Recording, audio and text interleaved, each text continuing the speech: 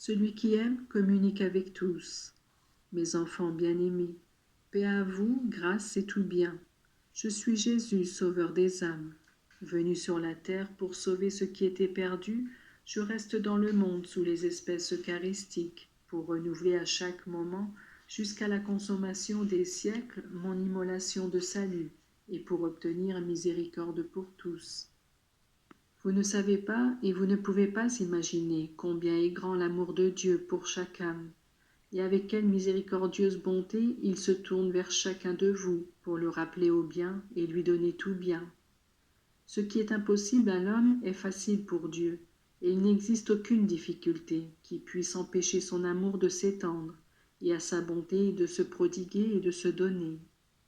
Les hommes pourront rire de sa miséricorde et de sa justice, mais Dieu sera inébranlablement amour. L'amour qui se donne et qui sauve, l'amour qui rachète et sanctifie. Tout cela, votre Jésus veut le réaliser. Il me faut seulement votre consentement pour agir en vous. La rébellion envers Dieu et le refus de l'accueillir fait perdre la paix et la sérénité. Faites l'expérience de passer de maison en maison, de village en village, et vous constaterez la vérité de mes paroles. Lorsque dans le monde on se livre des guerres sanguinaires, fruits de l'égoïsme et de l'orgueil, croyez-vous que les hommes obéissent à Dieu? Non, vraiment. Il veut humilité, rectitude, compréhension et paix. Et quand les familles deviennent, par les divergences, de petits champs de bataille et des lieux de continuel affrontement, croyez-vous qu'on met en pratique la loi et que l'Évangile soit étudié et vécu? Là encore, non. C'est la rébellion envers Dieu qui crée le désordre, et c'est d'elle que viennent tous les maux. Je désire être aimé et obéi, comme moi j'aime mon Père et que je lui obéis. La volonté du Père fut et est ma volonté, de la même manière qu'elle doit être la vôtre. Cette volonté du Père, vous pouvez la connaître et la suivre dans les commandements, résumés dans cette loi d'amour universel qui doit guider votre vie. Comme est attirante une âme qui sait aimer, elle devient vraiment la demeure de l'Esprit Saint. Celui qui sait aimer intensément sait communiquer avec tous, parce que le langage de l'amour est facilement compréhensible. Faites l'essai de regarder le comportement d'une maman avec son bébé. Les étrangers ne comprendront peut-être pas les demandes faites de monosyllabes ou de larmes ou de sourires, mais la maman vous explique tout, parce qu'il y a là l'amour. Il en est et il doit en être ainsi entre vous. Vous devez vous comprendre. Les enfants doivent comprendre leurs parents, les parents leurs enfants.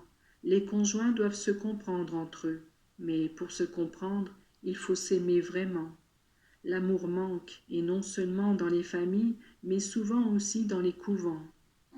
Parfois entre la division et le dégoût envers l'habit religieux, envers le voile, pour des futilités dans lesquelles le monde veut sa part.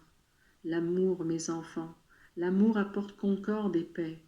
Même dans les paroisses, il y a parfois la division. Il y a ceux qui sont pour le curé et ceux pour le vicaire. Et pourtant, si ceux-ci s'aimaient, les fidèles aussi formeraient l'unité. Ainsi y a-t-il des divisions qui semblent inguérissables dans l'Église. Si tous ceux qui sont appelés par ordre divin à la garde du troupeau agissaient dans l'unité avec le pape, il n'y aurait pas tant de maux, tant de divergences, tant d'erreurs.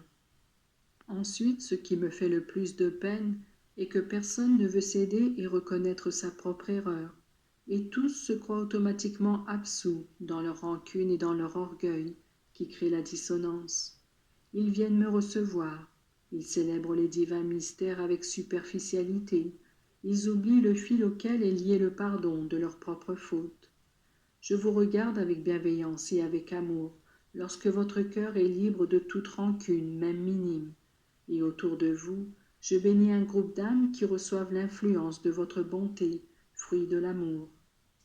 Il y a des personnes qui conservent des rancunes inextinguibles jusqu'envers les défunts. Ceux-là ne pensent-ils pas que leur manque de pardon et d'affection est comme une barrière à cause de laquelle les grâces de Dieu ne peuvent pas parvenir à alléger leur croix? Aimez, mes enfants, ne vous fatiguez jamais d'aimer, et prêchez par le bon exemple, pour que cessent les rébellions dans le monde. Un monde de rebelles est comme une armée de vaincus, puisque Dieu n'est pas accepté dans son infinie bonté et miséricorde, et il lui est impossible de donner des dons d'amour et de salut.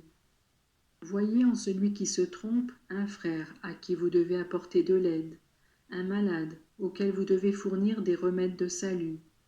Quand vous manque l'amour, venez près du tabernacle et demandez-le avec force, parce que je désire prononcer sur ceux qui sont morts à l'amour le Viens dehors, qui obtient à Lazare la résurrection.